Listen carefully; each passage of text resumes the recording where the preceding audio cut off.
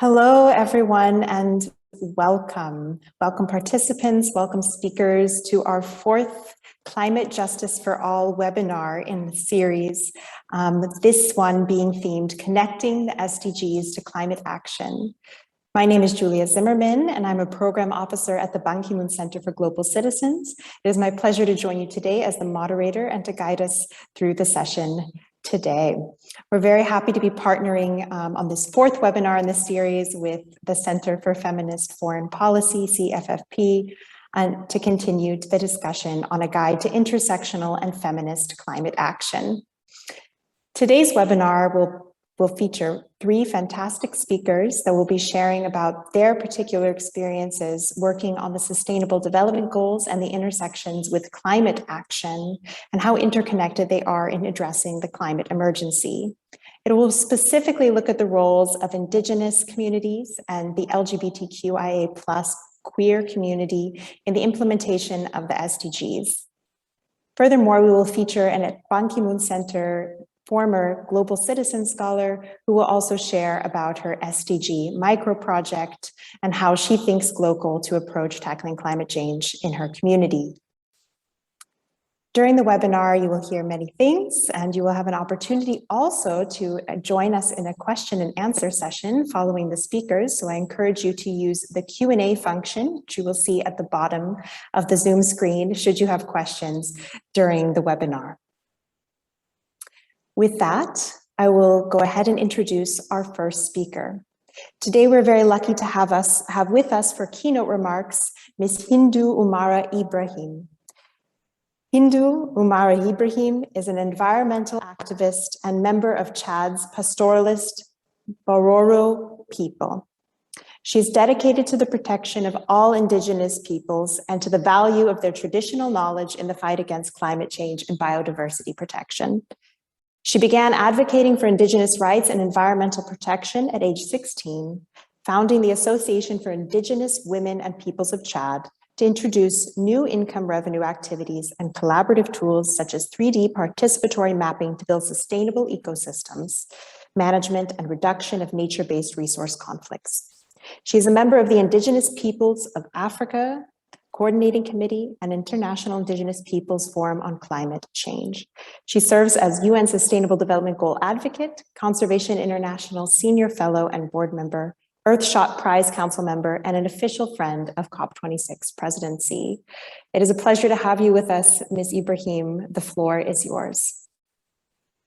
Thank you very much, Julia, and hi everyone. Good morning, good afternoon from where you are. It's really such a pleasure and honor to be in Ban Ki-moon Center. So I'm saying that because I remember it was 22nd of April 2016 in New York, where we were there all together for the signatures of the Paris Agreement. And then it was so great to see that I was introduced by Ban Ki-moon and then just coming, give the speech on the name of all the civil society around the world during these signatures. So it's really a double honor for me again, because it is not only about the climate change, because we are talking about the SDGs, and I am one of the SDG advocates. So yeah, I really wanted to let you know about me and what is really inspiring me also to be an SDG advocate. As I am coming from an indigenous communities, my peoples are a nomadic, pastoralists. Some of them are semi-nomadic forces because of the climate change impact to be settled in one place. So we are living in the Sahel regions, and my peoples depend from the nature, they depend from the rainfall. They do not depend from the end of the month salaries, and they do not depend from going to the supermarket and buying the food. So that's why our life and livelihood are all linked to the nature. So when we see the climate change impact and biodiversity loss, for us, it is not only the environmental crisis that we are living, but we are living all the rest of the social crisis, from the economy to the human rights to all the rest of the world is experiencing in maybe different time. We do experience that in the one time. So I give you some of the examples of it. when we live around the Lake Chad, who used to be the bigger lake around Africa, number 5 freshwater lake, who used to be, when my mom get born, 1960, 25,000 kilometers squares of the fresh water. And just like 40 years later, it was 2005, the lake shrink to 90% of his water. So it's just to remain between 2,000 or 3,000 kilometers square of water. And during the dry season, it is almost 1,200 kilometers square of the water. And then you have millions of the peoples that living and depending from this fragile ecosystem, more than 40 millions, because it is surrounding neighboring countries. So that add poverty to poverty every day. And when there is not enough rain, there is the food insecurity that become increased to the peoples. And those last years, we are experiencing extreme weather events, from the drought to the flood, and all impact the life and livelihood of the peoples. So for us, everything is linked to the SDGs, because if the water didn't come in the right time, you do not get your crops, you end up with the food insecurity. This is an SDG for hunger. When you don't have an income revenue because you do not have your cattle that can eat the grass and produce the milk, it's adding poverty, you get to the SDG number 1. And when it's create a conflict between the communities, you know that immediately you have to fight to get access to those resources. It is also SDGs. When the gender equality become marginalized because of the access to the natural resources, who is not fair for the peoples who have to play a role of man and woman because there are not enough resources, or because the man left the communities to be a migrant somewhere internally or externally, so they become more vulnerable. It is the SDG 5. So for me, I cannot disconnect the SDGs to get implement or to get value. It have to be all linked up together. And we do not see them only into the impact, we can see them also into the solutions. So if we wanted to resolve the environmental issues, we need to tackle the 17 SDGs together. And all are leaving no one behind. How we can do not leave anyone behind. So we need to see the equity, the inclusiveness, the justice, the climate justice, the human justice, all come together. And that can be the SDG 17, because working together in partnership. So how we do that? I have some of the examples from my community. When I did combine the science knowledge and traditional knowledge of the indigenous communities, and then it brought elder generations, younger generation, women, man, all together come. Even if they didn't went to school, they do not know how to read, how to write in foreign language, but they do know better the environment where they live. They are the experts, they are the engineers of their nature. So when they come together, adding to the science knowledge and technology, it's helped us to build a participatory mapping that helped to map the natural resources. And when we map it, it's helped to resolve the conflict between the communities, because they can see all their land in their hands, and that can help to monitor which species they lost, how they can recover the rest one, and how they can share the a piece of the water or piece of the fertile land that they have, because at the end of the day, they cannot act in silo. They have to act all together. So this is really a great example of how community know already combining the knowledge together can help them to build a solutions. And this is also what inspired me to be an SDG advocate, to take it from the international level to the ground level, to the community level, to implement all the 17 goals, to make them fierce for present, but also for the future, because we need to build the future. And that's why I'm also very excited to have two young people with us here in these panels who will add their voices and who can share with us how all together we can act.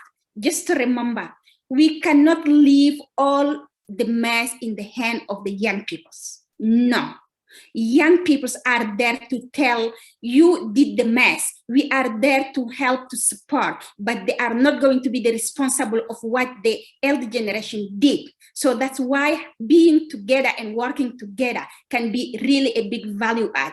Elders listen from the younger generation. And of course, younger generation have a lot of to give in this present now, and then to build the future all together. I'm really looking forward to discuss with you, and then to hear also the questions from the public, and to be in these panels, a wonderful time together to see how we can promote SDGs. Thank you so much, Julia. I'm so excited to be with you. Thank you so much, Hindou, for these inspiring words and for sharing so much about how we can see the SDGs as so interconnected and how much climate action is interconnected to those SDGs. You said SDG 1 for food and poverty eradication, SDG 3, good health and well-being, is clearly related to water, SDG 5 and the intersection with gender, and so on and so forth. And of course, SDG 17 and partnerships for the goals. It is so essential that we work together and that we not only leave a burden on the youth of today and tomorrow, that we actually help and clean up the mess that has been made by the older generations. And also thinking about the lessons that we can learn from Indigenous communities and from the intrinsic knowledge they have of the land, because this is something that is so incredibly valuable if used to inform the scientists in their work. So thank you very much, Hindou. We'll come back to more discussion later. Looking forward to learning more from you today. Next, I am very happy to introduce our next speaker, one of the aforementioned youth advocates that we have with us today, Ms. Ruvimbo Samanga. Ruvimbo is an attorney, legal scholar, and policy analyst with a master's in international trade and investment law. She's originally from Zimbabwe and is recognized internationally for her leadership in the emerging African space economy.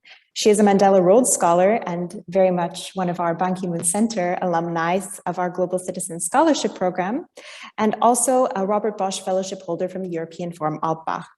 She's been recognized as an African emerging space leader by the Space Generation Advisory Council, a top 10 under 30 in the African space industry by Space in Africa, and a top talent under 25 in the world by the German magazine Gen Zio. She has many other roles, including being a research fellow at the Open Lunar Foundation, and she co-hosts a podcast and blog called New Moon. You should definitely go check it out. She volunteers at IAF's Space Traffic Management Committee and Subcommittee of New Technical Regulations, the Space Court Foundation's Legal Methodology Team, and the Todd Ayers Sustainable Space Studies Research Organization. She has many different awards that she's won and is all around a fantastic advocate for sustainable development. We're very pleased to have her with us today and to call her one of our former Ban Ki-moon Center scholars. Ruvimbo, we're very excited to hear about your SDG Micro-Project and the work you're doing. The floor is yours. Thank you so much, Julia, Jessica, and everyone involved for the warm introduction and for the panel discussion we're going to have today. Thank you, Hindou, for the wonderful opening remarks. I'm looking forward to sharing with you all. May I kindly have sharing privileges, please? As I wait for some sharing privileges, I will introduce myself again. As Julia correctly said, my name is Ruvimbo Samanga. I am a former Ban Ki-moon Global Citizen Scholar, and I now work as a space lawyer in the African space industry in telecommunications and geographic information systems. I was fortunate enough to receive this citizenship in 2020. And since then, what started off as a small community micro-project quickly developed into a startup with the right resources and support. So I will be sharing today the progress that I've made in this regard.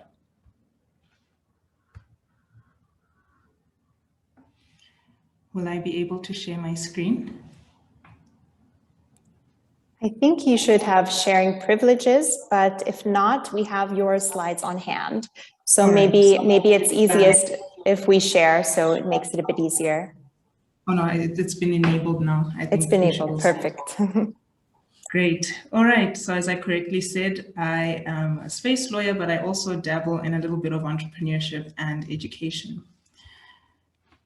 Without further ado, I wanted to give a little bit of a background first on what the climate situation is, not only in Africa, but also Zimbabwe, my home country. And this will give a preface into why the solution I'm working on is very important. So here are a few statistics that I would love to shed some light on. And this goes for a number of regions all across the world. Average temperatures are expected to rise by 3 degrees Celsius. And this will have run-on effects. For example, it will affect rainfall, which is set to decline. Already a large amount of forest cover has also declined within Zimbabwe. And another major issue we're facing is water challenges. We have a very peculiar situation here, which we call water shedding, which is basically intervals of water supply. So we do have water shortages within the region, and our main lake, which is Lake Kariba, has dropped to below 30%. So we are in a very worrying state of affairs. In addition to this, despite Zimbabwe being a large agrarian nation, about 8 million people are currently food insecure. So we're dealing here with a grave regional challenge as well, even at the continental level, where again, those same pre-industrial levels are set to warm by over 2 degrees Celsius by the last 2 decades of this century. And again, before I proceed to some of the other data as well, it's important to note that one of the main challenges we have in Africa to begin with when addressing climate change is the access to data. So we don't have enough data to monitor our progress. And this goes for the fulfillment of all of the SDGs. We are lacking at least 60% of the data that will help us track and fulfill these SDGs. So again, as I continue my presentation, I would like you to just map the context of the solution as a way of filling this data gap. But again, with the data that we do have, we know that in Eastern and Southern Africa, at least 33 million people in the region are food and water insecure. And alarmingly, 45.6% of the population is undernourished, and this has increased by 45.6%.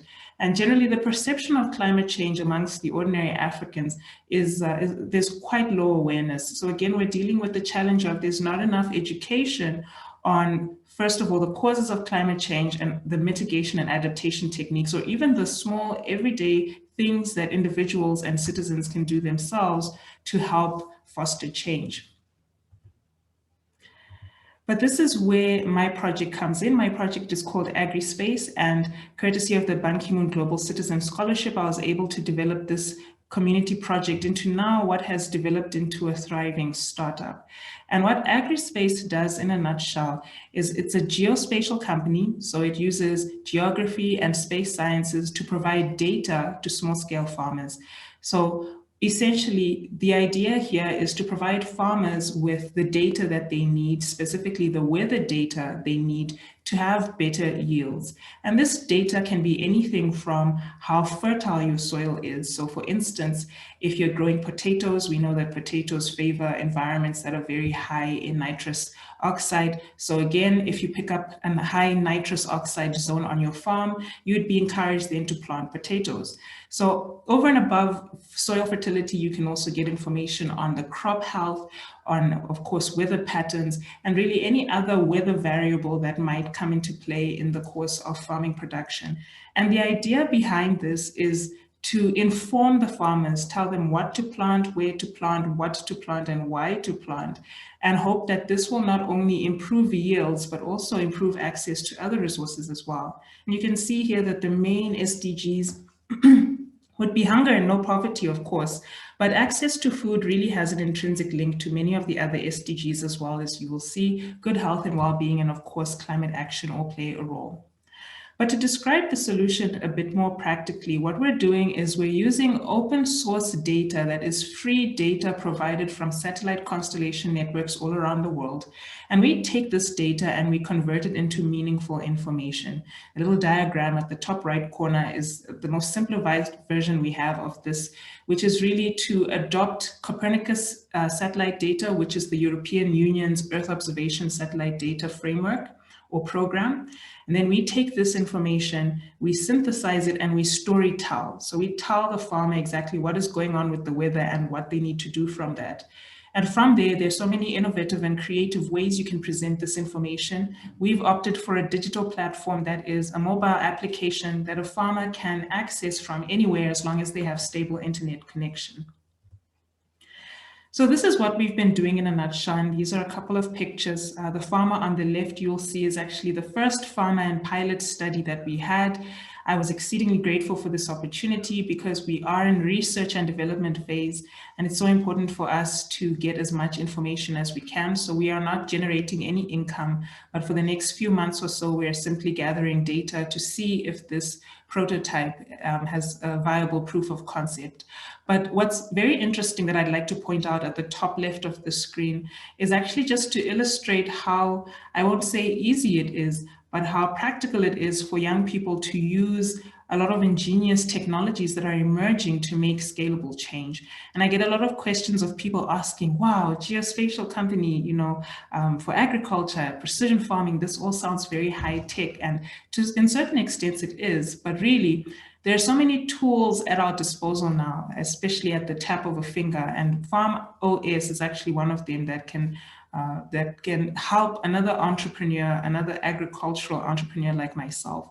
And what this dashboard basically does is it is an artificial intelligence platform that basically collects and stores all of this data for you and places it into certain metrics. So really all you have to do is plot a certain area of land into the database, and it will begin to draw these different weather variables for you. So the hard part of collecting the data is actually done for you. You then just have to interpret that data, and that can easily be done by a data analyst or a GIS technician. And why this is great is it's great for the revenue model of your enterprise, because again, you're not paying for this data, it is free.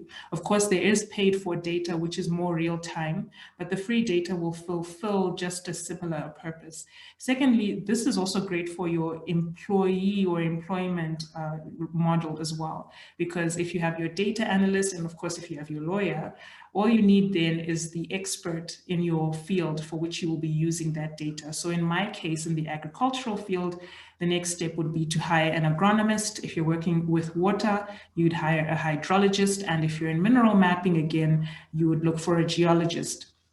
So this is a very interesting tool that I've used, and I would be happy to speak to anyone about how I've integrated it into our startup, because it is really one of the most ingenious ways in which we are bringing real useful data to farmers in Zimbabwe. But what can we do for the continent? The continent has real large-scale challenges that transcend grassroots level. So as great as grassroots activism is, it's so important to continue social advocacy to get governments and other stakeholders on board as well. And the greatest issue, especially in Africa, relates to finances. Africa is expected to need at least $3 trillion in mitigation and adaptation by 2030. And this is in order to fulfill their nationally determined contributions in terms of the Paris Agreement. We also need a lot of technical support, and that is both hard support, so infrastructure, either it is irrigation systems or flood resilient buildings, but in my particular case, it would be satellite technology. And we also need a lot of capacity building support, and that means especially reskilling and upskilling of the population. I'd like to compare climate change to an industry of sorts, an industry that's growing, just like the space industry. We are really beginning to tackle this issue of climate change, which means we need to start at the basics. And the basics would involve research and development before we move on to technology and then innovation.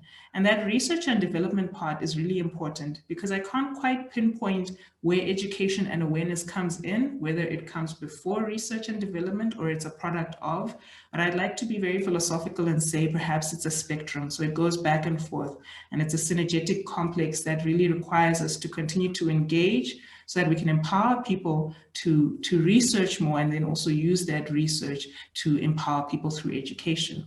So as a closing remark, I would just want to say that I think the value of social change and impact, as Hindou said correctly, is really motivating each other and motivating the youth. And I always like to share this picture because for me, it really summarizes the gist of what I think social activism is about. And that is mobilizing or coming together. This picture is very special to me. It was taken in 2018 at the African Space Leadership Congress, which is the largest gathering, space industry gathering in Africa. This was my first time at the conference. It was also my first space conference in my whole life.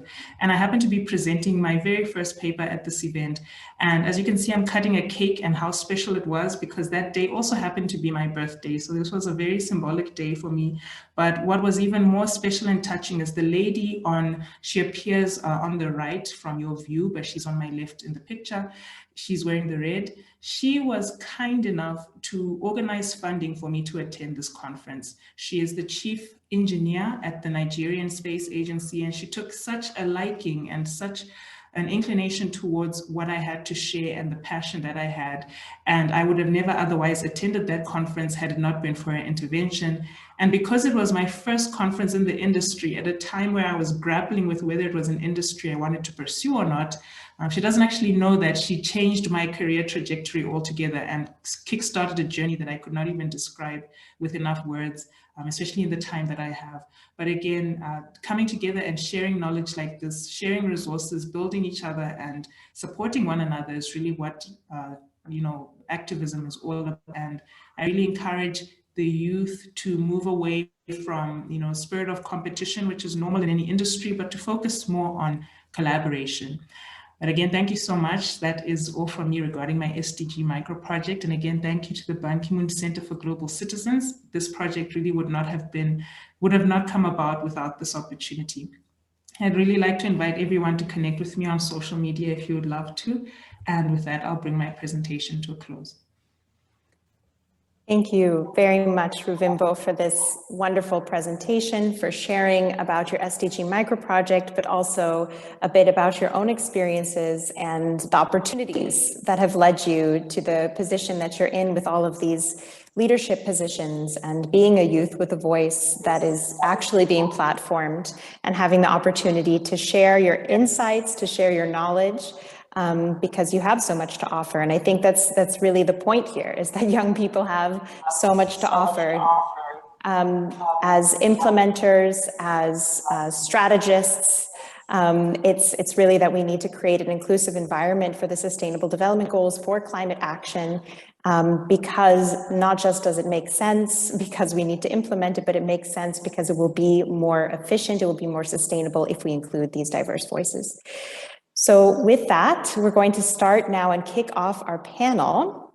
And I'm very happy to introduce our last speaker today as our first speaker for the panel, and that is Martin Karadzhov. We're very happy to have Martin with us today. Martin is a queer human rights activist from Bulgaria. He is a board member and chair of the first youth steering committee at ILGA World, the International Lesbian, Gay, Bisexual, Trans, and Intersex Federation.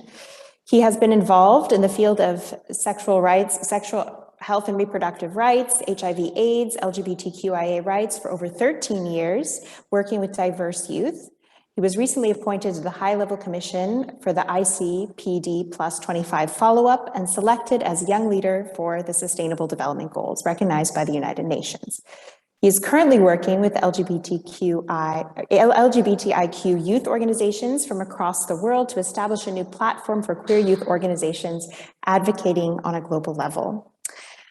Welcome, Martin. It's a pleasure to have you with us today. To kick off the panel, we would like to ask first the question, what does climate justice have to do with LGBTQIA+ or queer rights? How is it related?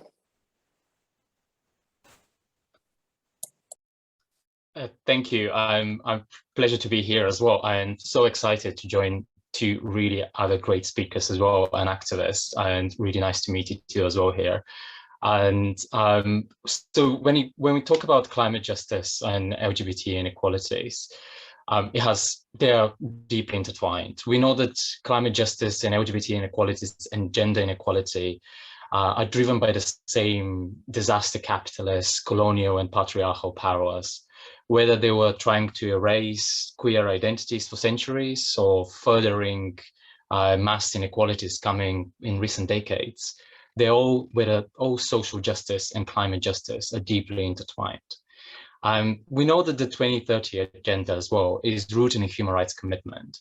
And we know that LGBTI human rights are extremely at risk across the world.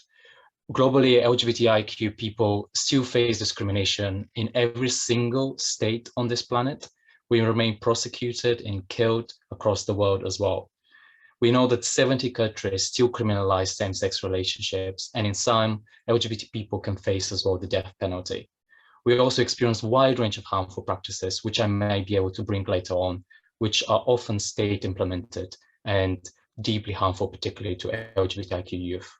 But even before the pandemic, many LGBTIQ people lived with unstable accommodation, housing arrangement, or toxic environment, facing discrimination from all sides, whether it's from their communities, from the state, from their family, or from school, which forced them fleeing their homes and becoming homeless, leading to, in some places across the world, LGBTIQ youth account to half of all youth homelessness. We know that LGBTIQ people are also disproportionately affected by poverty, particularly trans and non-binary people, and in high rates of unemployment across the world. With limited ability to travel, we're left with no access of service and support, making them experience the climate impact firsthand, particularly queer, Indigenous, and queer people of color. We know that queer people are already here leading the climate justice movement, and I've met a lot of queer activists, climate justice activists, but they're often sidelined for fearing discrimination and harm. We know that queer young people, particularly human rights defenders and activists, face this impossible dilemma, whether to fight for their rights and risk their lives by exposing and outing themselves, or remain hidden on the injustices they face. We know that a lot of spaces, particularly in decision-making, continue to be dominated by white, cisgendered, straight climate activists, or particularly in international level. We need to make sure that queer communities are included in those spaces and because they have so much to offer. And as we've seen, we need all hands on board to tackle the multiple crises we're really facing.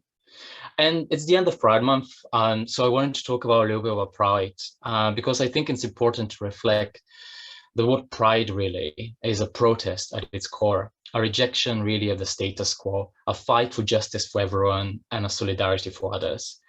The modern LGBTI rights movement started really as a riot and arose from queer people fighting against injustice, led by trans women of color facing systemic inequalities, violence, and oppression. But we've seen in recent years, our rights really were tokenized, and attempts to hijack our movement by big corporations, banks, and states, who are really driving the same inequalities we are fighting and facing, and is destroying our planet. They are rainbow washing warfare or disaster capitalism and trying to really cover up the destruction of the planet, putting their flags up for profit and political gains without any accountability. And on the other hand, we've seen our rights weaponized. We see attacks on women's rights, trans rights, people of color, reproductive rights, or climate denial come often hand in hand, or one after another. If we are really silent on one, we're really enabling the other. So I really truly believe that now is more important than ever to work across movements, to fight multiple crises which have been exacerbated by COVID in particular, because I strongly believe that cannot be any true climate justice without true queer liberation, and vice versa. I don't think we can achieve our rights without really fighting for the planet too. Thank you. Thank you very much, Martin, for starting off our panel with these very passionate words, very important statements, also drawing on pride and really reflecting on who it's helping, the Pride Month and what it really is essentially about, and that we need to return to that being the reason. It's a protest, it's a rallying cry for equality and human rights. It's not about profiting, and definitely not about the degradation of our planet for the rainbow flag. With that, I want to turn back to Hindou, because I think this is an interesting connection we can have about inclusion, and particularly about Indigenous communities. So we know also the cross-section here between the intersection between the queer and Indigenous communities that Martin just mentioned. But what can governments and international organizations, civil society organizations better do to help elevate and include the voices of Indigenous communities, particularly when it comes to implementing the Sustainable Development Goals and climate emergency? Sure. Firstly, thank you so much, both of you, for the great presentation. Ruvimbo, my sister, I really love the project that you present because it's combined all the technology and using also what you are doing best to feed people, because we know what is happening as climate change in Africa in general. So that's really so good to also help to leave no one behind. And my dear Martin, I really love also the idea of we need all to come together, and social inclusion cannot be like a greenwashing for some of the peoples that using it. So I start by this point because most of the peoples, you know, when we start the climate negotiations, and then when we wanted to have the inclusion of the Indigenous peoples, the first thing that they accept was the Indigenous people's knowledge, because it's so easy to take the positive part, but they didn't accept to get the Indigenous people rights. So that was the first negotiation we had in Paris. We say we wanted to have our rights to be included into the Article 2 of the Paris Agreement. And then at the end of the day, we found our rights that was kept into the preambles of the Paris and then his decisions. And then our knowledge got an Article 7.5. And our knowledge again got a specific recognition into a decision 135 to create a platform to tell us, come guys and share your knowledge because it is helpful for climate change. So that's why like we cannot take a positive part of someone or a group of the peoples or a communities and then leave the other part because it's not relevant to the rest. So we need to take all. So for Indigenous peoples, it is very important to see how they can include Indigenous people's rights to get recognized.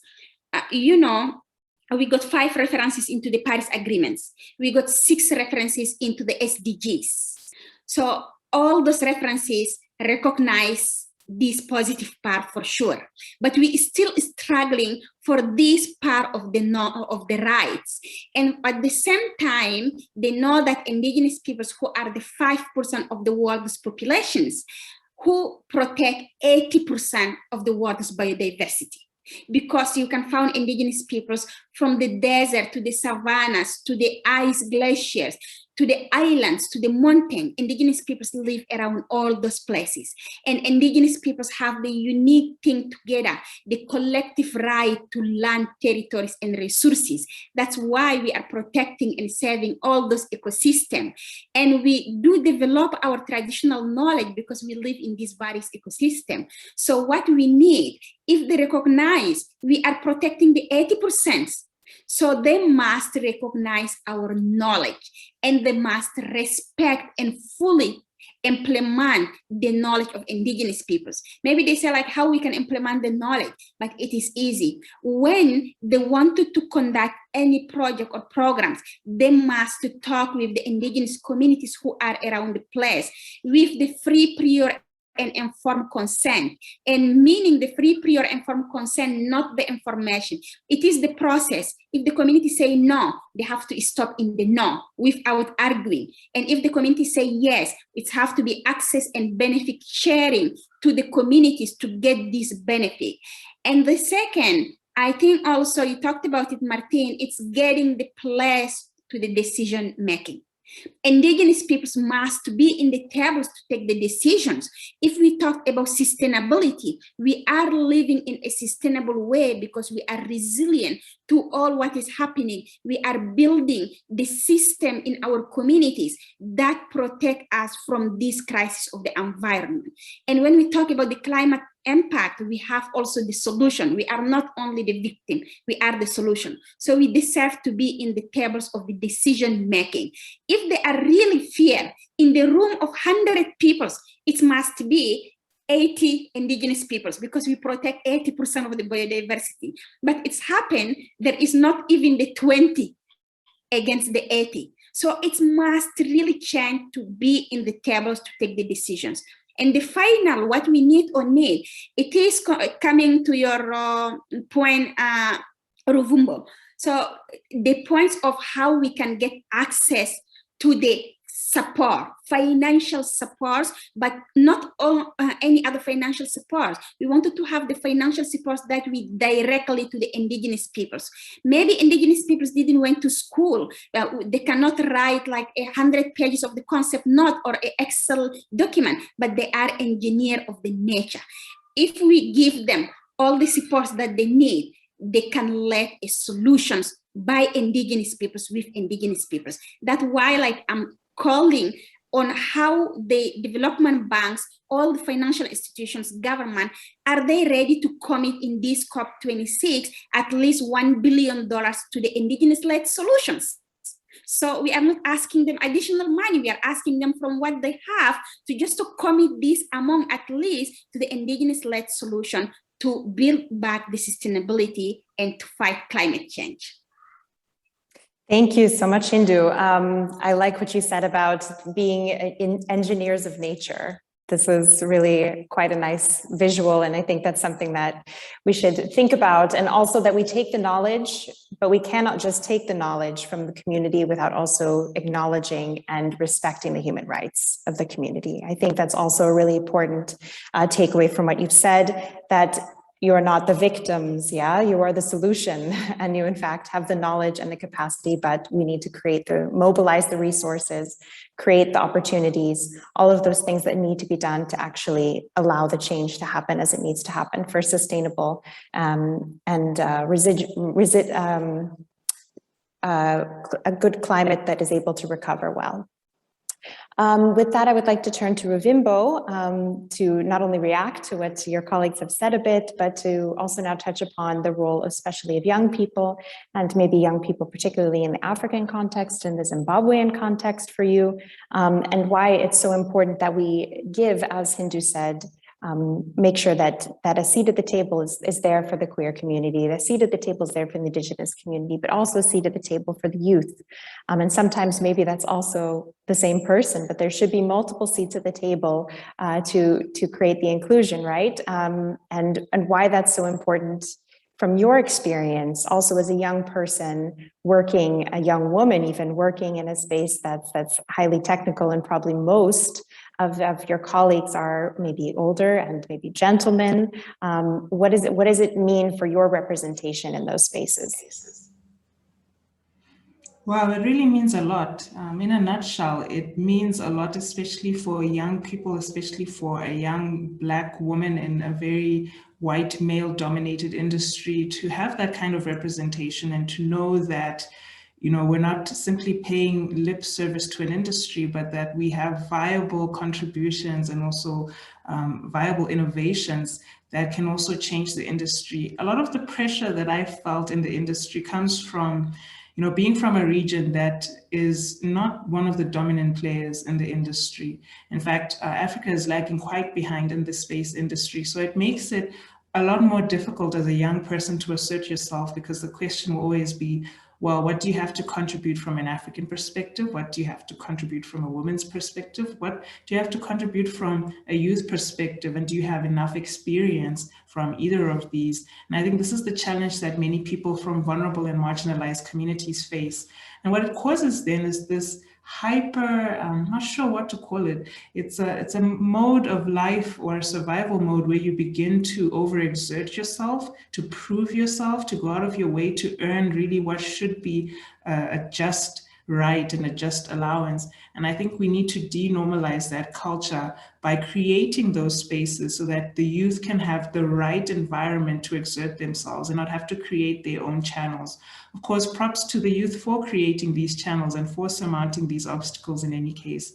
But for me, having these roles and decision-making has really made a big impact, because at the end of the day, the youth are the future beneficiaries of whatever innovations and decisions we make today. Especially if you look at Africa, I mean, 40% of the population is aged between 15 and 24.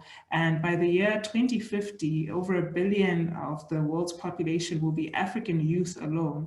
So you can see that the future is really not only in the hands of the youth, but it's going to be in the hands of African youth as well. But you'll find even when it comes to climate change, that the region is the most susceptible, it's the most vulnerable, it's the least equipped in terms of adaptation and mitigation techniques. So this means that we're going to have 1 billion people who simply won't know how to navigate. And that's going to be very challenging, because if now our needs are not represented directly, it will also be difficult to track and monitor our progress again. So we need our eyes on the ground. We need our youth delegates who can give us more information from and as and when it happens.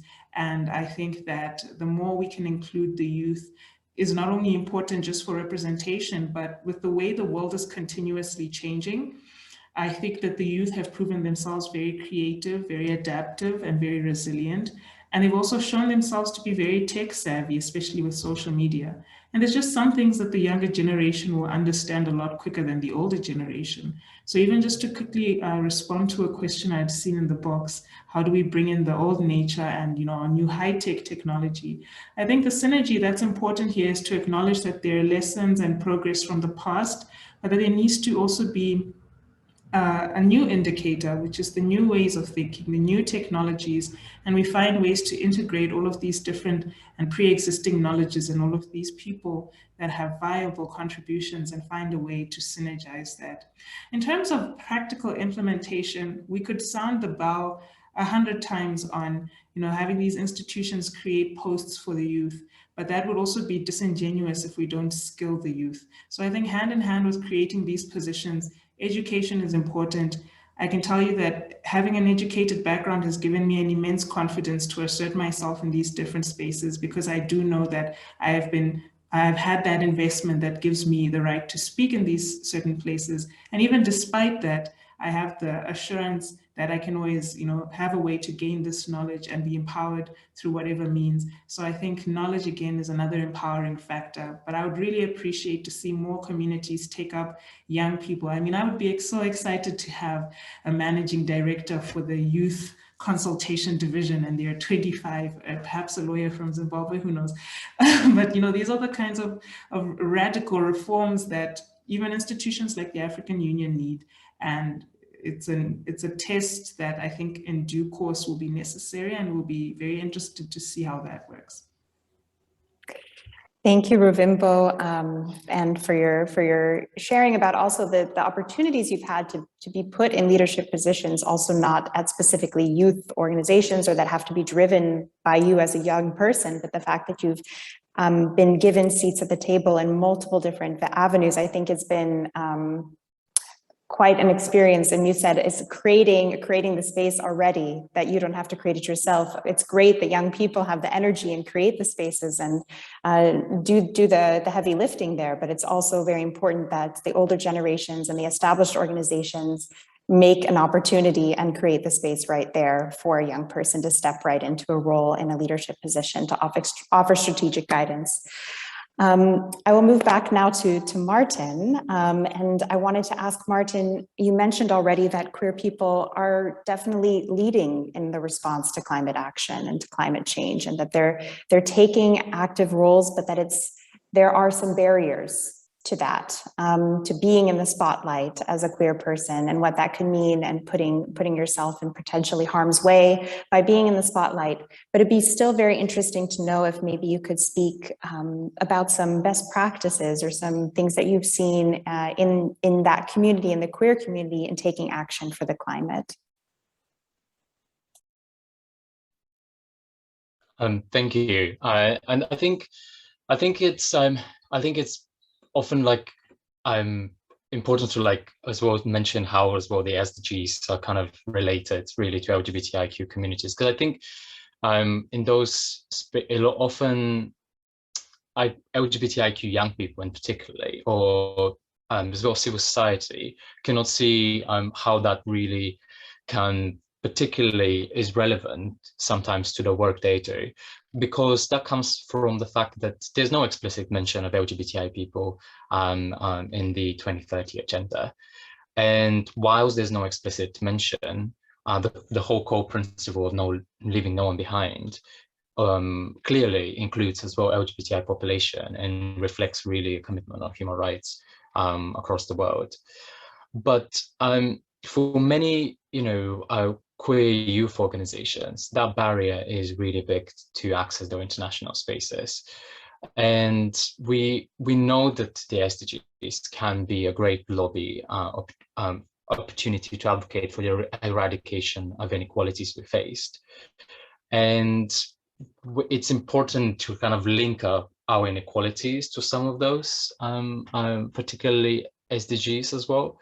Whether we talk about gender inequality, I think there is important to mention how LGBTI young women and intersex and gender diverse people face wide range of violent practices, which often is kind of excluded on the conversation and the reporting that happens on SDG review processes, which is an important aspect that needs to be included. When, for example, countries are reporting on their voluntary national review, they do need to include as part of their reporting on gender equality, LGBTI women, and the violent practices they're experiencing in the world. Or whether we talk about education, and when we talk about, I mentioned earlier, the bullying and the lack of comprehensive sexuality education, or even if it's comprehensive, it's not really comprehensive because it doesn't include LGBTIQ people, and the impact on mental health. Or healthcare, when we talk about the access to basic healthcare and universal services, which is denied to many people, particularly trans people, who face like serious, really basic inequities in healthcare.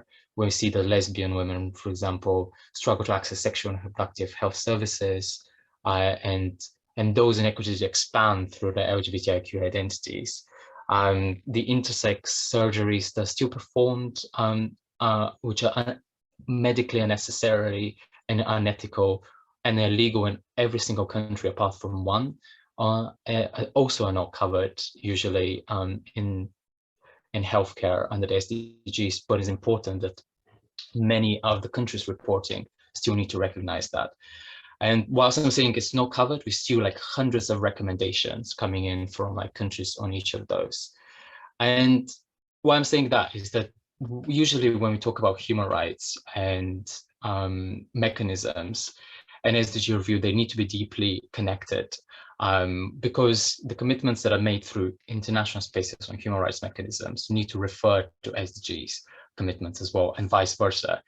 The problem is that currently there needs to be a really strong change that needs to happen about how we review the commitments and how we hold them accountable, because civil society cannot be involved in those processes, and particularly LGBTIQ civil society is not involved with those. We need to really look how we can review the process in countries as well with the national human rights monitoring mechanisms, how really civil society can join alliances to advocate for these rights, and to make SDG follow-ups and review processes inclusive and meaningful. Because like it was mentioned earlier as well by the other two speakers, the tokenization as well of participation of young people, it impacts as well queer young people, and being just part of a decision making at the end is not enough. Queer young people need to be involved at all levels of decision making that happens, from the whole ideation and design to really to the implementation of the work. And we've seen through, currently we're working on developing a global queer youth network, because there's no global queer youth infrastructure, which was a shocking thing for us, with a few regional queer youth organizations when we realized it. And the idea behind that is that we really need to tackle the lack of representation of those spaces of queer youth activists, whether we talk about climate justice, whether we talk about any other issue. And because some of the incredible work that is being currently done, whether it's around any of the SDGs, bringing sustainable communities, is really overshadowed and often excluded from the conversations. But I hope really that by investing more in youth-led civil society, we can create these meaningful conversations. Thank you, Martin, and for taking some time also to really draw the connection between the Sustainable Development Goals and the queer community, why they're so interlinked, why it's so important. I think as soon as we start trying to view everything in silos too much, we miss the interconnected nature of the SDGs and exactly that we have to uphold the human rights alongside every single bit of the SDGs. And also that the meaningful inclusion of youth is not just having them in a picture at the end of an agreement. It's actually about having them involved in the entire process. And one thing that I would say in addition, it's not just having them involved, but actually listening. So it requires that others are actually hearing and taking in the input of young people and not just tokenizing them and having them in the space just to say, check, we checked the box. I want to turn back to Hindou now and kind of bring us back a bit to the climate topic specifically. We know that the COP26 is upcoming. We know that last year we didn't have one. We know that COVID has caused a bit of a predicament in the entire climate action space and that our attention has gone elsewhere this past year. We've had to worry about a pandemic and governments have been distracted with other things. There's been pros and cons, maybe you could say, from the time. Certain maybe impacts on the environment have been lessened, but is that just a short-term impact change there? But more importantly, what can we say about the momentum, Hindou, towards the climate action? Has it slowed? What do we need to do as activists, as caring individuals about our planet? How do we bring the momentum back up to where it needs to be towards COP26 and beyond? Yeah, sure. It's really a very important, questions that you draw, because since COVID started, not only climate, but many momentum have been slowed down. And like everyone just wanted to protect his own self.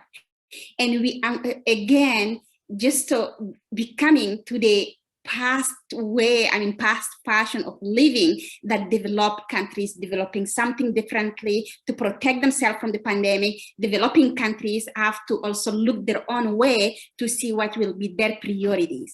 But one thing we have in common is the climate.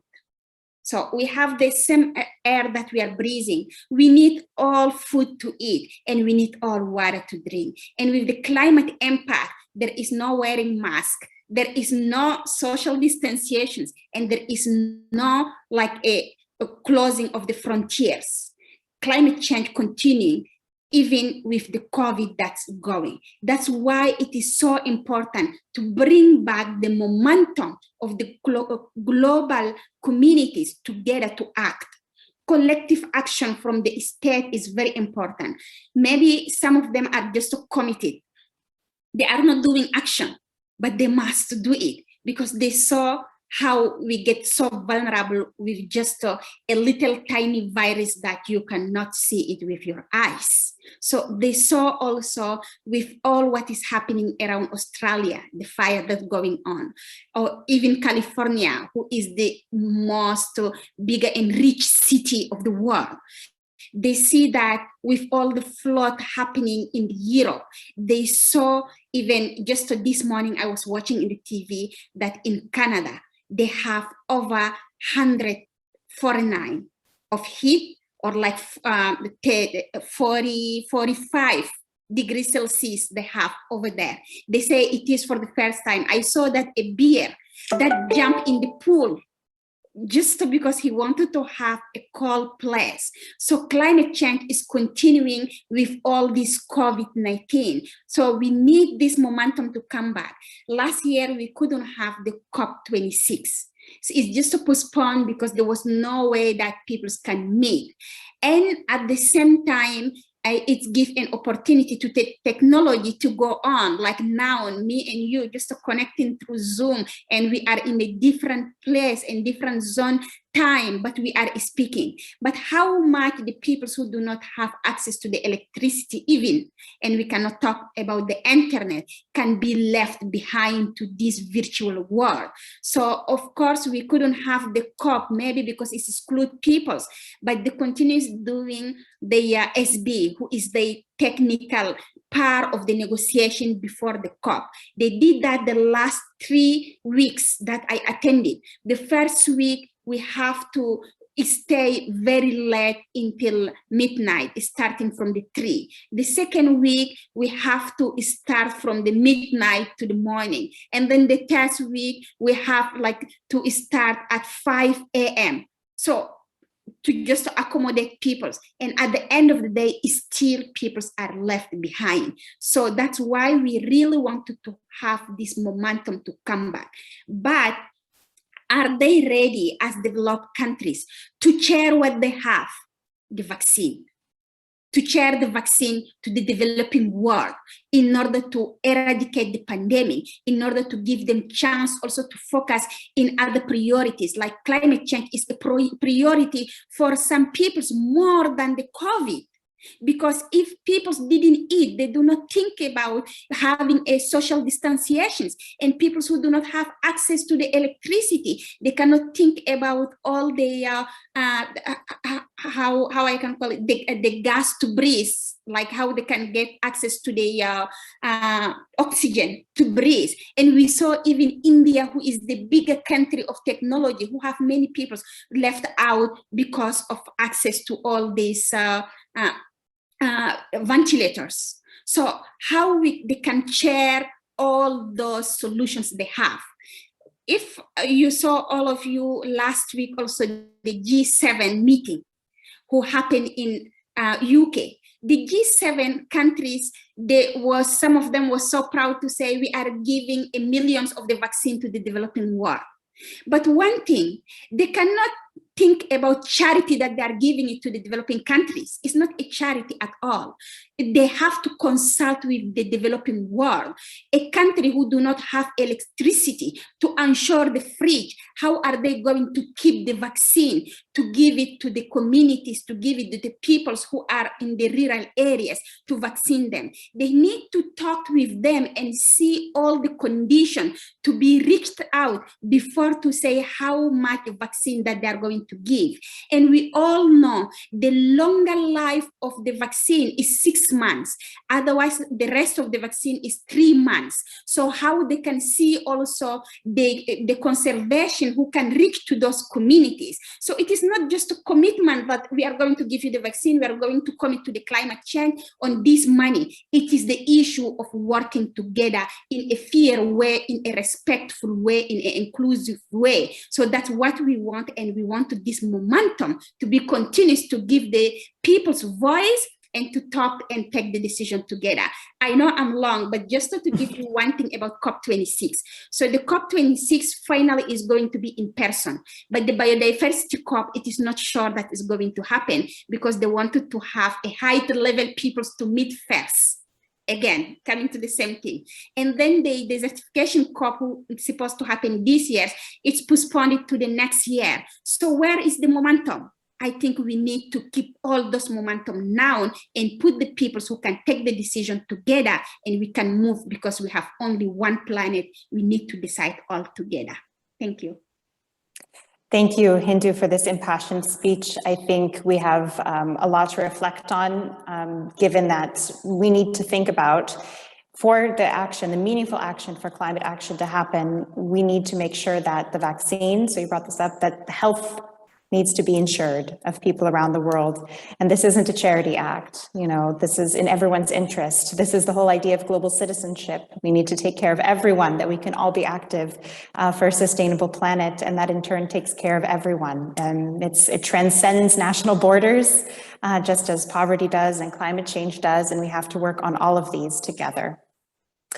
So this is maybe something that others want to reflect on. There have been opportunities that have come from the pandemic, you said, in that, of course, it's been a very tragic and devastating time for so many around the world, but there have also been opportunities in that there have been more virtual spaces opening up. right?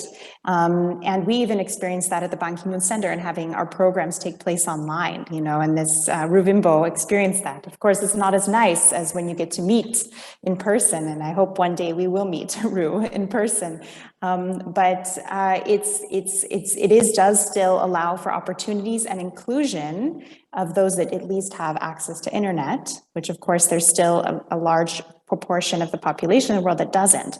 But of those that do, it does allow for more inclusion. So maybe Ruvimbo and Martin, whoever wants to go first, if you have suggestions in that space of where you think we can use and leverage that new opportunity, our new technologies that the world has gotten more comfortable with, Zoom and all sorts of different technologies, how can we use that towards the SDGs, towards climate action? What are those opportunities? And just before you answer, I'll remind our participants to please go ahead and add any questions to the Q&A, and I will start referring to those soon. So with that, Martin or Ruvimbo, whoever wants to go first.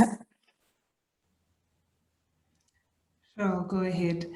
But I think, as everyone has correctly pointed out as well, the idea that we need all of the stakeholders to come together is the most important. And climate change and climate change activism is really a multidisciplinary, interdisciplinary endeavor. And what I found most useful, especially during this time, is that the digital democracy or the digital revolution that we experienced as a result of the pandemic made it a lot easier for us to share knowledge and information, and did give us access to forums that we wouldn't otherwise have been able to attend. For the most part, I myself, especially when I was a student, and I think for many people who have encountered the hefty conference costs or even the travel costs alone, will know that accessing some of these, you know, bespoke forums for decision making is really a pie in the sky. But when we have them online, it really brings the access a little bit closer to home. Of course, Julia, as you correctly said, there still is the issue of access to the internet. In Africa, internet penetration is very low. There's still at least about 40% of the population which does not have access to internet. So there's still a huge chunk of society that cannot access these resources. But I believe that, and I really hate to say that something good has come out of the pandemic, but we have come out of it a more integrated community, and a community that understands that we really are an ecosystem. We throw around, you know, such words as global economy and all of this regional integration without really understanding that we simply are connected, whether we like to or not. And at the end of the day, we'll have to find synergies. And I feel like online we have managed to do that. And as a scholar who had their program virtually, I had to actually shift my SDG Micro-Project into like a virtual format. The digital application, even though it was something I'd wanted to work on in any case, it actually had to be fast-tracked to the very beginning of the implementation phase, because now that was going to be the only way we would engage with farmers.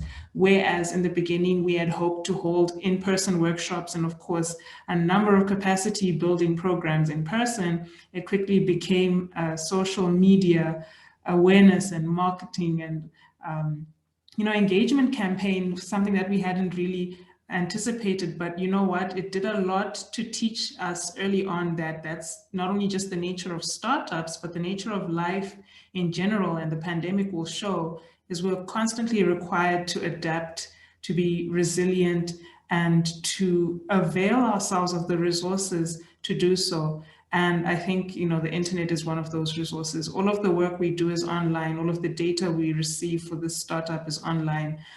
This panel discussion, you know, is online. We're communicating online. Some people are watching TV online, making transactions online. We're well integrated into this digital sphere. I just think now we need to focus more on how can we use it more creatively.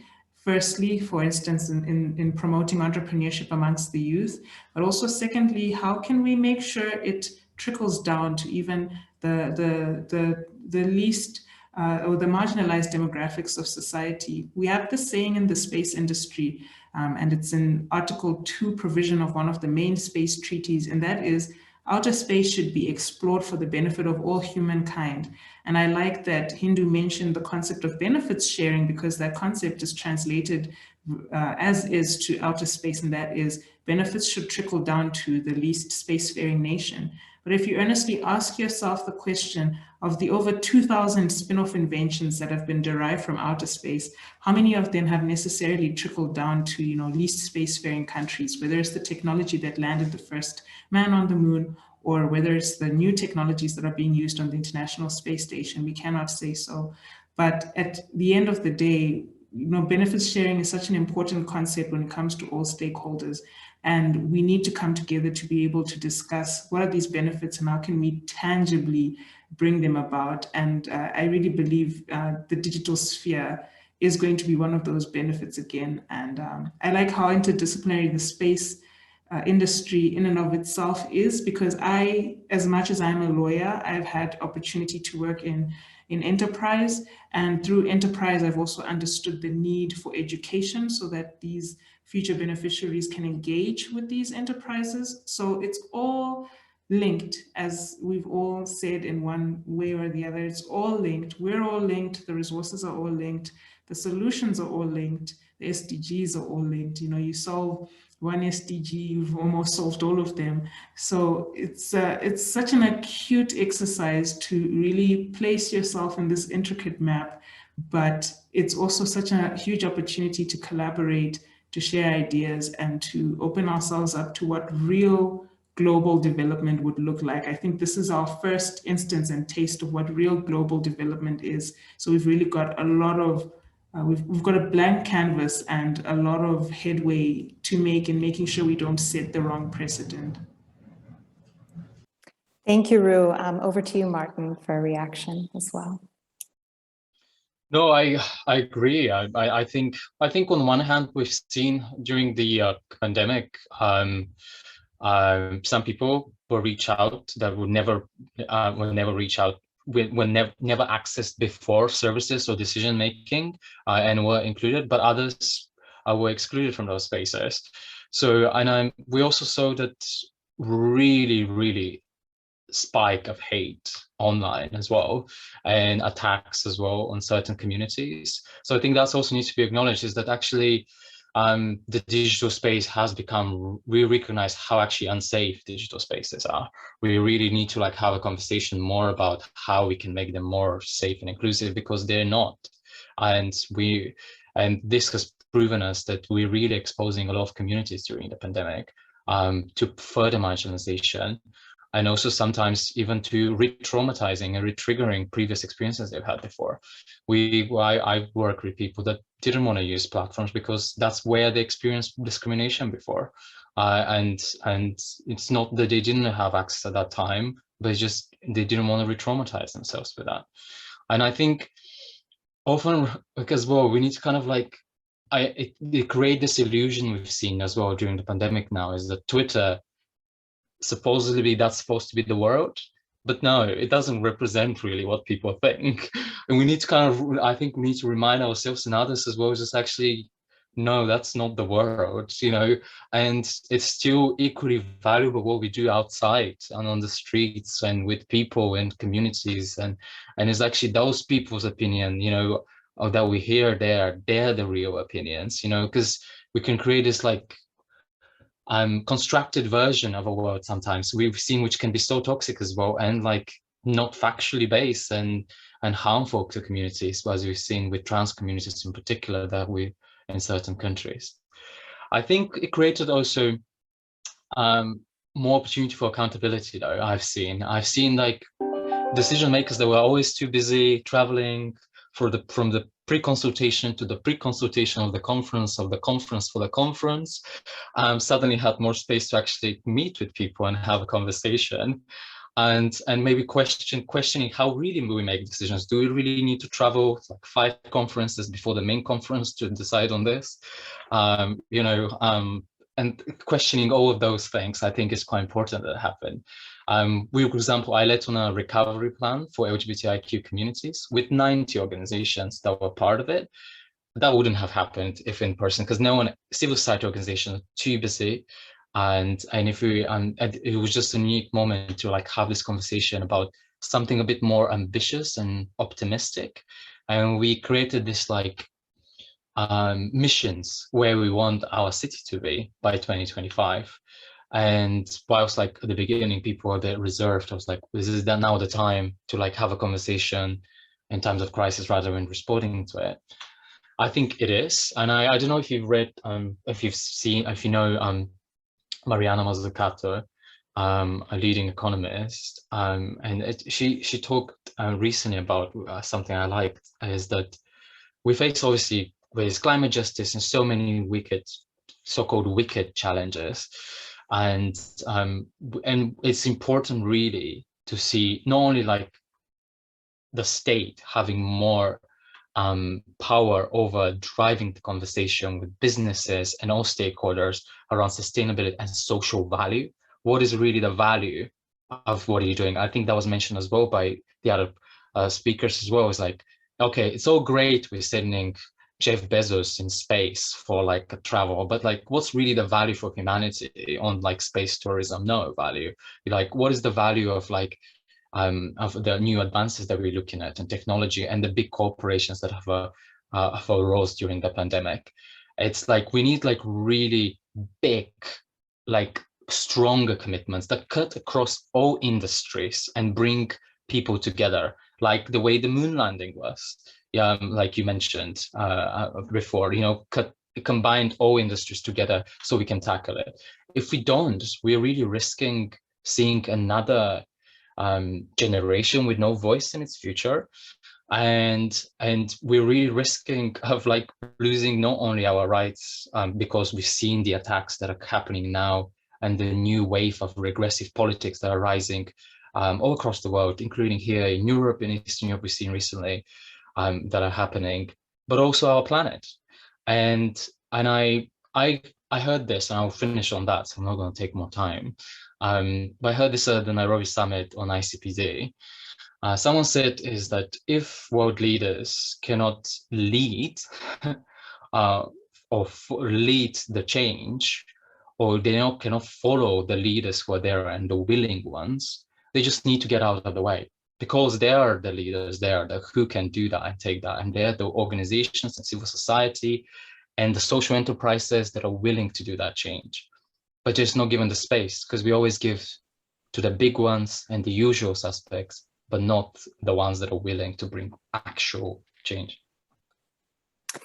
Thank you, Martin, for this. The space needs to be made, and if you're not the right one to be in the leadership, then you need to move out of the way and make room for those that are prepared and ready to make the change. Also, your comment, especially returning back to the digital spaces and being conscious and thinking about how we make these safe, right? A digital space itself it's a neutral, right? It's how we as human beings design it and make it accessible or safe for others. And that's something that more and more is going to be prevalent in our society now that we've gone through this rather quick development into digital space, into a furthering in our usage of digital spaces and virtual spaces, that we need to think about how they can be inclusive, how they can be safe. And that's something that I think we can all reflect on.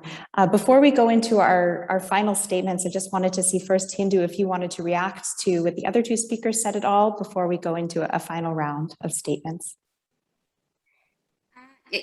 Just I saw like there are two questions that I already like proposed the response to them.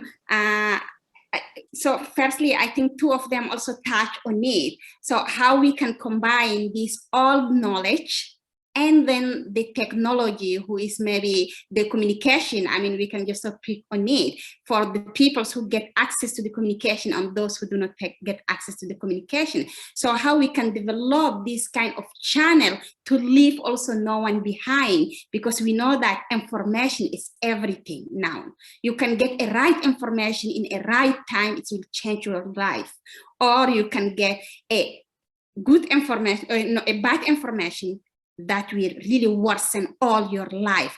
As Martin said, some people don't want to anymore go to the social media because they got just one information that really touch in their life and they just cut directly. And then Ruvimbo, you also said that you meet one Nigerian woman and you talk to her about your project, and then from this information, she build up your career completely. So how we can use the good part of this knowledge, how we can all be an advocate for a good way that leaving no one behind into the communication way, to put the SDGs together, to make SDG great for all of us, to make them for the local peoples who are struggling, and to make it also trans-boundary, trans languages. So that I think will be really helpful, and especially to both of you doing a incredible work from the activism to the community work around technology. So how you can have your voices and give it to more young people to be inspired, to be the solutions, to do not just to let people think like, yeah, young people are calling us. No, young people are acting. You go act, because young people didn't sleep, they really act. They show you how they wanted the world to become. And then you also both said that our world is going to be in the soon, multiple young peoples that coming. They will be the next leaders in developing countries. They will be the next entrepreneurs. So they will be the decision makers. So how those young people can start from now to get inspired to say, I will change the things, but I'm changing it from now. So I think that's really what I take from both of you, from what you said. And I really enjoy both what you are doing. And I hope that many people will get inspired. And actually, I hope also like the Ban Ki-moon Center will share this video, or will pick at least the importance things that come from it to share it over the social media, then people can get again more inspired and then make the SDGs happen for all of us. Thank you, Hindou, and absolutely, we are streaming it now and it will be shared absolutely widely afterwards, because so many pieces of things and all the different inputs that we've received today, I think there's so much to be learned, and I think a lot of information that many people need to spend some time reflecting on that may not have thought of before. And with that, I know, Hindou, you have to get going quickly because you have another event. So I just want to ask you for your final statement and to finish this thought for me, and the other two can think about it while Hindou responds. But what does inclusion for the SDGs and climate action look like? If you're looking down at 2030, what does it look like? Thank you. Thank you really to think that I have another event. This is also already how we can do it. Think about another person. Think about your neighbors. So by the next 30 years, next 10 years, actually 2030 is not 30 years. By the next 10 years, think about the other people's. Think about their agenda. Don't only think about your own agenda. So let us see, by these next 10 years, we are all thinking about those who are impacted by the climate change, those who are left behind, those who are socially excluded, those who are doing things. So how we can all be in solidarity together, how we can all build a new world. We know that it is so little time we have. We are in a very critical time. By 2030, if we didn't act on the climate change, we are going to be the generation who are putting the finger into the bottom of no return. I don't want it to be this generation. That's why I am fighting. That's why I'm fighting as SDG advocate, but fighting as an Indigenous person. I want all of you in this panel, as from the speakers to all the participants, to really think about 10 years is nothing, and don't be the generation who can put the finger in this button of no return. So act now. Ask your government to be accountable. Hold them. Vote for the right people that can change our life. Act in climate action, even if we cut all the emissions. I saw someone saying we need to breathe a clean air. Yes, go all to the renewable energy, but also go all to the protection of the nature, because we know 30% of the solution will come from the nature. So nature-based solution is protecting the right of indigenous peoples, protecting what indigenous peoples are doing by the things that you know, don't encourage the destruction of the forest. So take a decision in your life.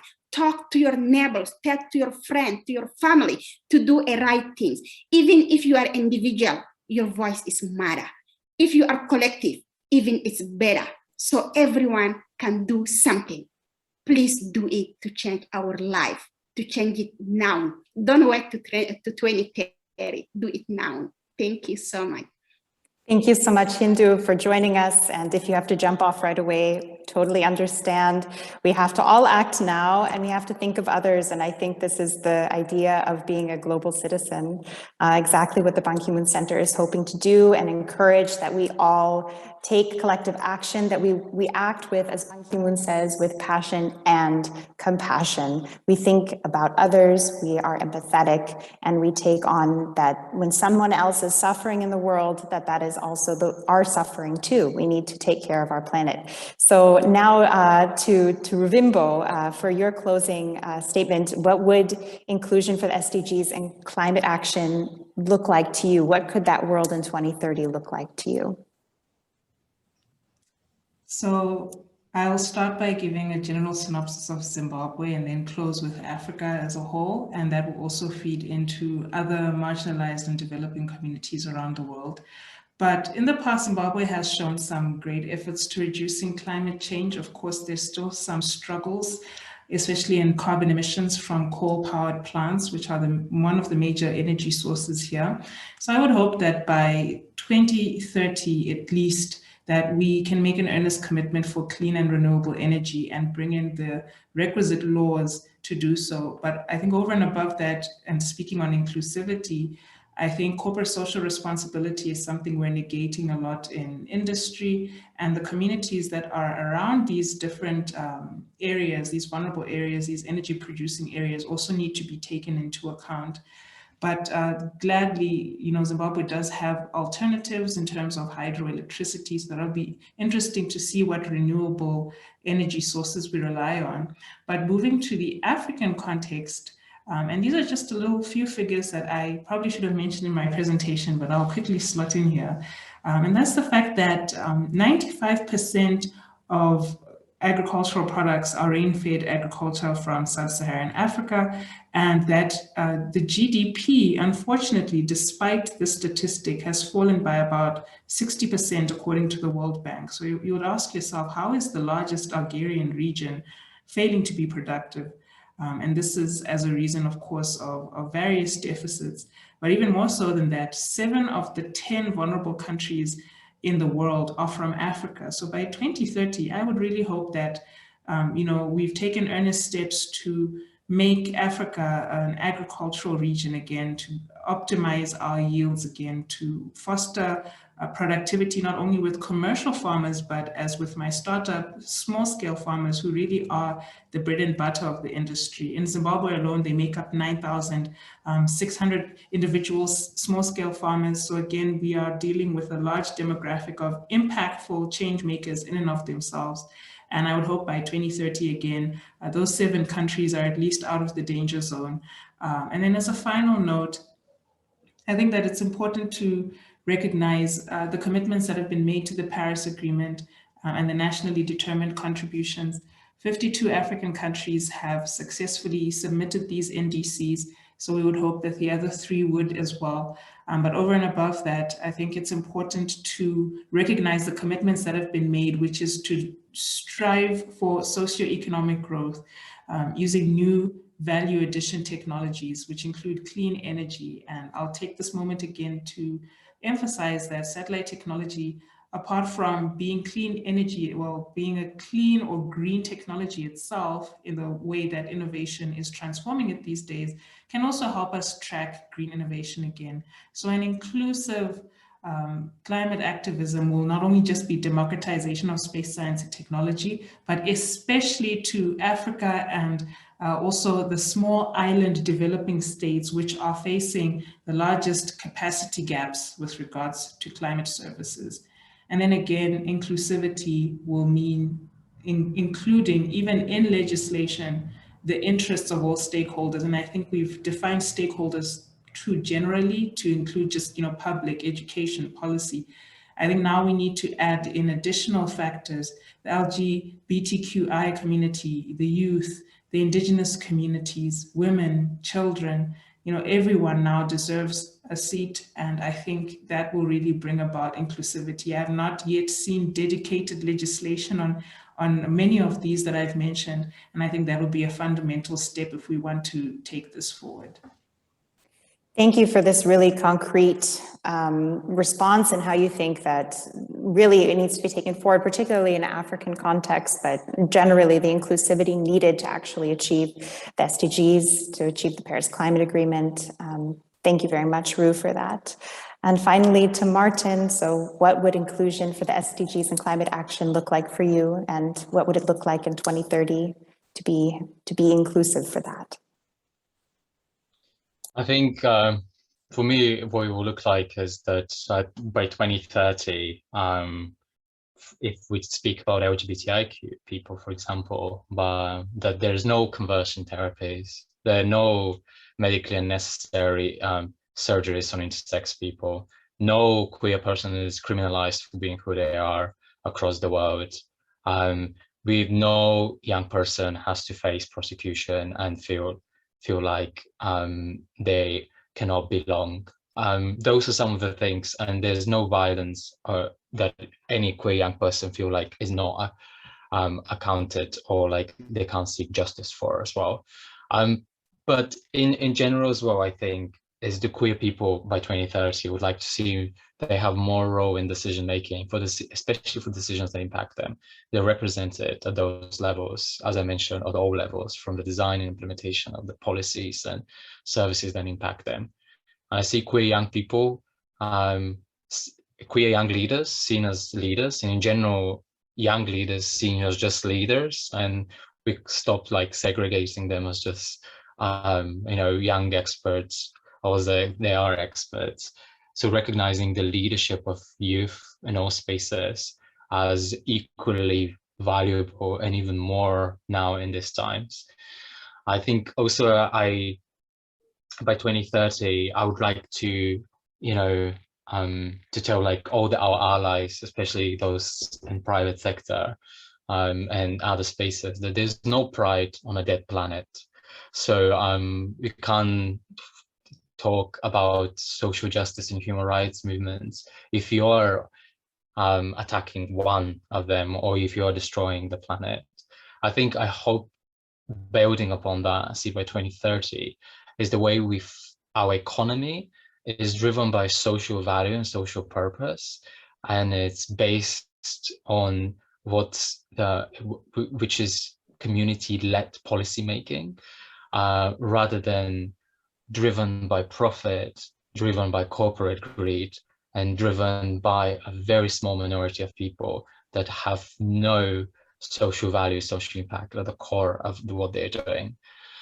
And I think I would like as well to, by 2030, not probably have same conversations that we will be having. We're having more hopeful, more opportunistic conversations that are not going to be dominated by the same issues that have been here for decades. And I hope that by working together across movements with other sectors, but other human rights movements, whether it's women's rights, whether it's the Black Lives Matter movement, whether we're talking about reproductive justice, trans rights, LGBTIQ rights, and the climate movement, is that we find a way that we stand up together and find a really innovative way to tackle the injustices. So by 2030, every person's bodies, rights, and lives are protected and respected, and so is our planet protected and thriving. Thank you so much, Martin, for these really empowering words. And I really do hope, as you said, that we're not having these same conversations, you know, in 10 years. I think we need to move past and join in solidarity and tackle these challenges. We don't need to just keep running in circles discussing about them. We need to actually get the work done. And seeing both of you and also Hindou and the actions that you're taking, I think is really inspiring. And I really hope that many listening today and those who will interact and listen to it later on, to the conversations held today, will reflect and see how inspiring this is, and will also seek to take action and see that the possibilities for them to take action. I'm looking forward to seeing how the Global Queer Youth Network develops, very much so, and staying in contact, Martin. I'm very much looking forward to Ru, hearing how you're doing so many things with advising the European Union and your different roles with the Lunar Network, and just hearing more and more about the work you're doing and continuing to take the leadership positions that you have, and showing such a light to others on how this can be done. So thank you very much to our two speakers, to Ru and to Martin. Thank you very much to CFFP for partnering with the Ban Ki-moon Center for this webinar series. Thank you to our participants for joining us today. You can look forward to the next webinar in this series coming up on July 30th, focusing on environmental racism and amplifying BIPOC knowledge. It will be a BIPOC only event, but there will be information shared about it as well for those interested. So with that, I will bring today's event to a close and thank everyone again for their participation. I wish you all a nice rest of your days. Thank you.